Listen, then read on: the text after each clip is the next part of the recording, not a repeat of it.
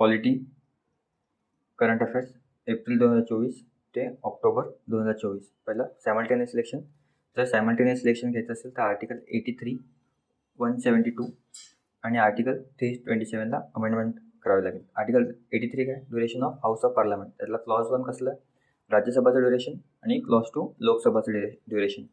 Similarly article 172 कसलं झालं, duration of state legislatures. Article 327 power of parliament to make provisions with respect to election. या 3 आर्टिकल्सना amend करावं लागेल टू कंडक्ट सायमल्टेनियस इलेक्शन्स. नंतर simultaneous elections आधी इंडियात होते. कधी, इन इयर 1915, 52, 57, 62 आणि 97 मध्ये. जे कधी की डिस्टर्ब कधी झाले, when dissolution of state assemblies in 1968, 69 आणि लोकसभा 1972, 70मध्ये डिझॉल्व्ह झाली, तेव्हा देवर डिस्ट्रप्शन. नंतर state election commission 73rd and 74th Constitutional Amendment Act 1992 provides for establishment of State Election Commission. हे कोणाचे रिकमेंडेशन झालं, गाडगिल कमिटी. नंतर under article 82 delimitation commission done by the such authority and such manner as parliament may by law determine. 4 वेळा delimitation commission establish केले, 52 मध्ये, 1963 मध्ये, 1973 आणि 2002. ही काय स्टॅट्युटरी बॉडी आहे. नंतर डिलिमिटेशन कमिशन काय, त्याची कमिशनमध्ये 3 मेंबर बॉडी आहे. पहिला कोण असतं, person who is or has been the जज ऑफ सुप्रीम कोर्ट. नंतर चीफ इलेक्शन कमिशनर किंवा election commissioner nominated by chief election commissioner. आणि state election commissioner of concern state. EVM आणि VVPAT. EVM मॅन्युफॅक्चर कोण करतं, भारत इलेक्ट्रॉनिक्स लिमिटेड. कोणत्या ministry खालती आहे, डिफेन्स मिनिस्ट्रीच्या खालती. Electronic corporation of India limited, ती department of atomic energy under येतं. The Goa was the first state. त्यांनी VVPAT इंट्रोड्यूस केले विथ EVM कधी, 2017च्या लेजिस्लेटिव्ह असेंब्ली इलेक्शनच्या वेळेस. तर VVPAT व फुल्ली डिप्लॉयड कधी, इन 2019 लोकसभा जनरल इलेक्शन. आणि Kerala was also the first state to introduce EVMs. नंतर model code of conduct 1960. Model code of conduct was first introduce in a state assembly election in Kerala. नंतर MCC is operational since election schedule is announce till election results are announce. हे by law नाही आहे, हे एका हायकोर्टच्या रुलिंगमध्ये सांगितलं. MCC has no statutory बॅकिंग्स. नंतर आर्टिकल 324 to 329 पार्ट 15 डील कोणाचं करतं, इलेक्शन्स. ओके. नंतर fundamental rights, suspension of fundamental rights during the emergency. हे कोणाकडून घेतलं आहे, वायमर कॉन्स्टिट्यूशन ऑफ जर्मनी. नंतर इमर्जन्सीचे प्रोव्हिजन्स कुठे आहेत, article 352, article 360 part 18. Article 352 deals with national emergency. National emergency 2 types असू शकतात, वॉर आणि एक्सटर्नल ॲग्रेशन किंवा आर्म रिबॅलियन. आर्टिकल 356 प्रेसिडेंशियल रूल आणि article 352 deals with financial stability. Financial emergency.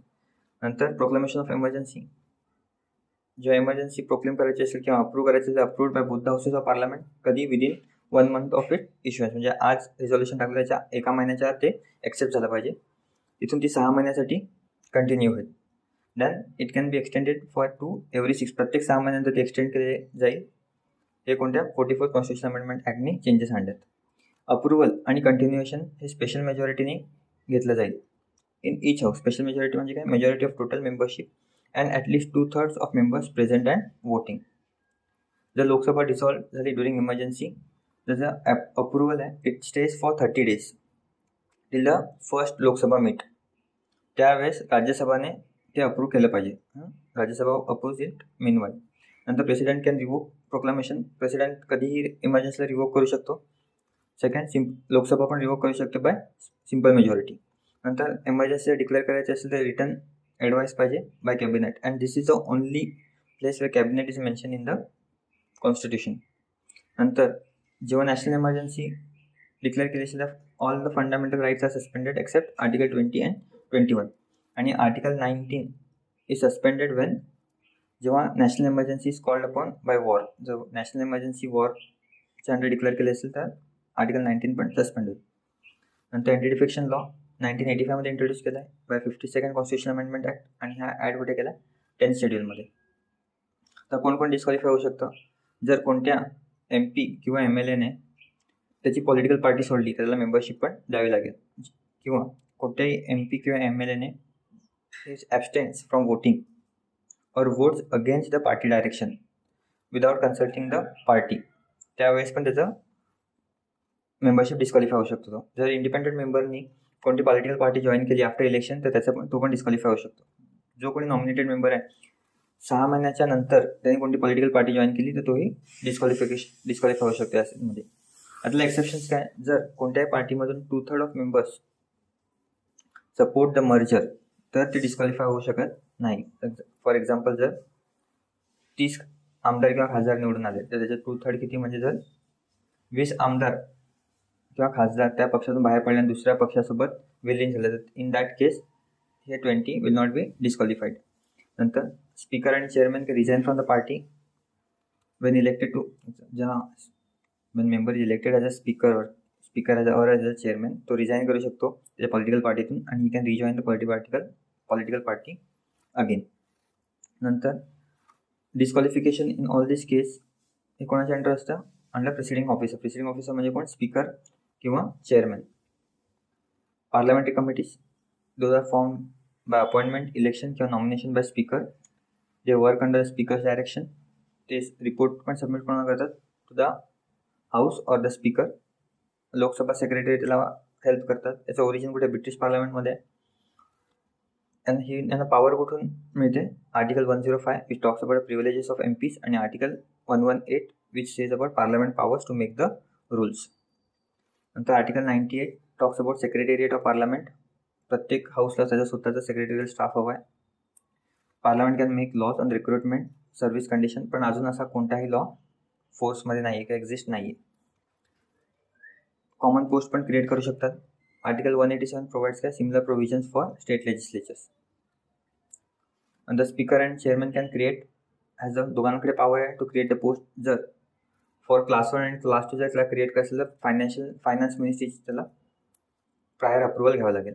नंतर सेक्रेटरी जनरल्स जे कामकाज बघतात सेक्रेटरी ते, आणि त्याच्या कॅबिनेट सेक्रेटरीचा जे are the same rank same असतो, पण जी ऑर्डर ऑफ प्रेसिडेन्समध्ये सेक्रेटरी जनरलचा रँक 23rd आहे आणि कॅबिनेट सेक्रेटरीचा 11th आहे.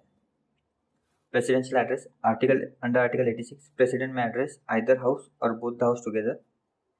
आणि article 87 president must address both the house together at start of the first session after a general election and at the first session of each year.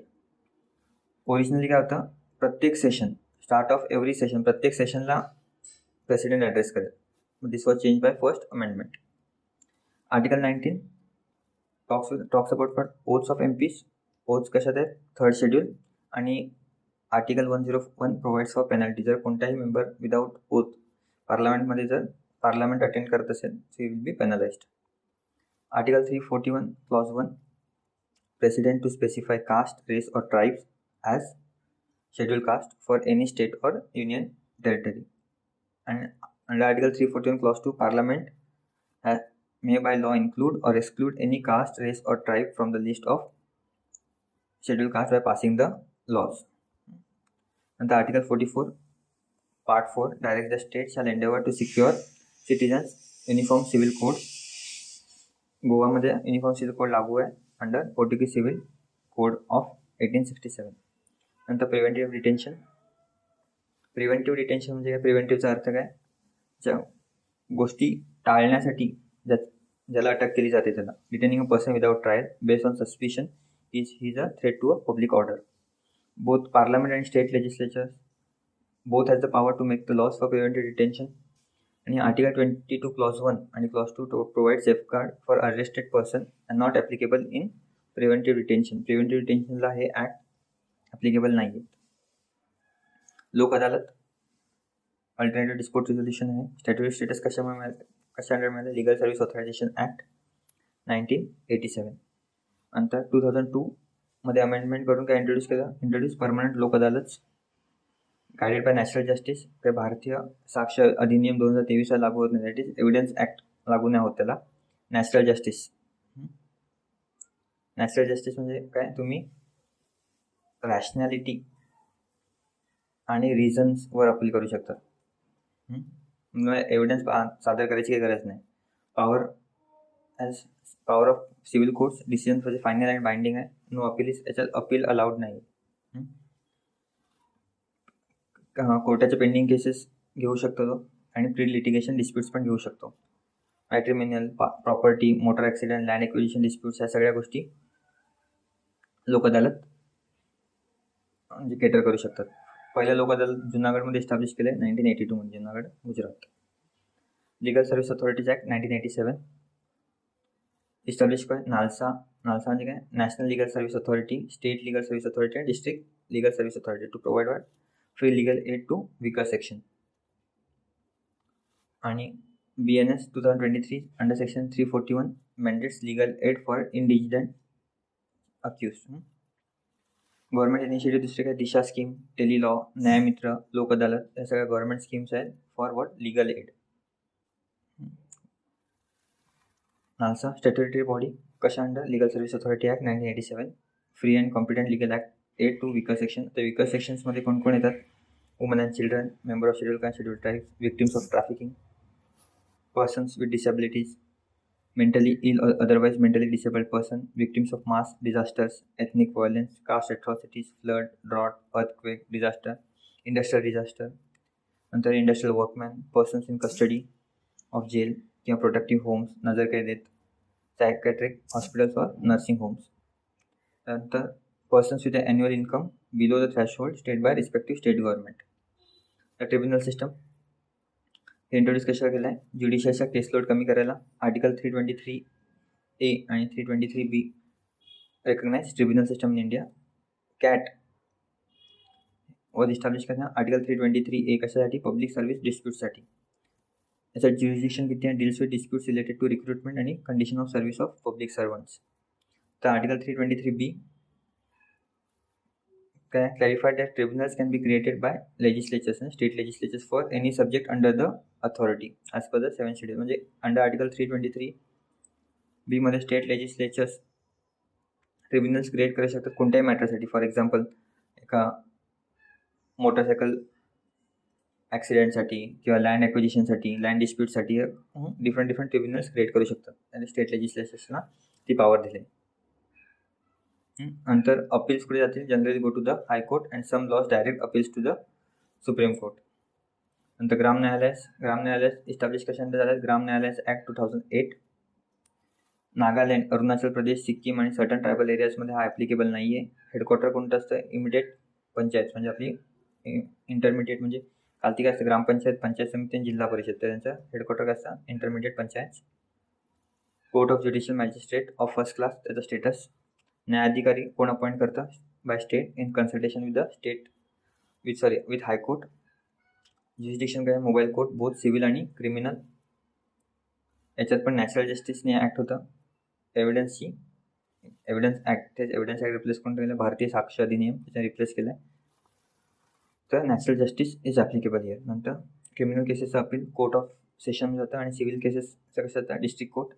Appeal जर आलं तर 6 महिन्याच्या आत त्याला डिस्पोज करणं अनिवार्य आहे.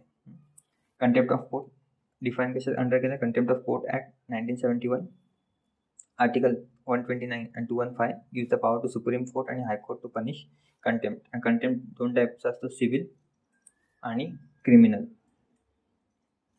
आता ज्या गोष्टी डिसओबिडियन्स असेल, काय म्हणजे काय निर्णय दिला आहे आणि the person is not acting किंवा तो फॉलो नाही करत, ते विल बी क्रिमिनल ॲक्ट. आणि काय सिव्हिल ॲक्ट कधी होईल, जेव्हा he publishes something which is not true or something which is tarnishing the image of court, ते हे सिव्हिलमध्ये येईल.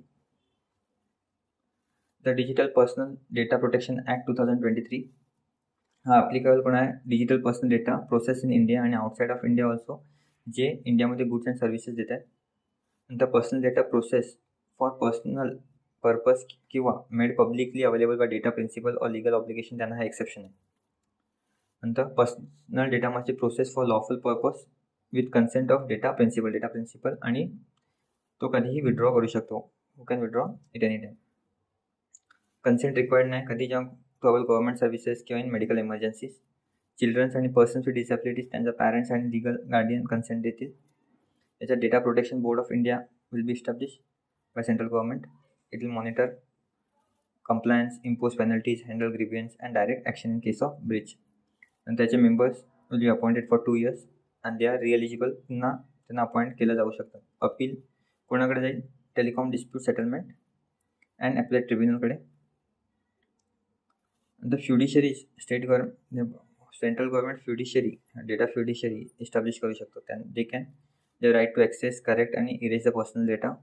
दे can file grievance nominate a representative in case of death and incapacity. Penalty पण impose होऊ शकते.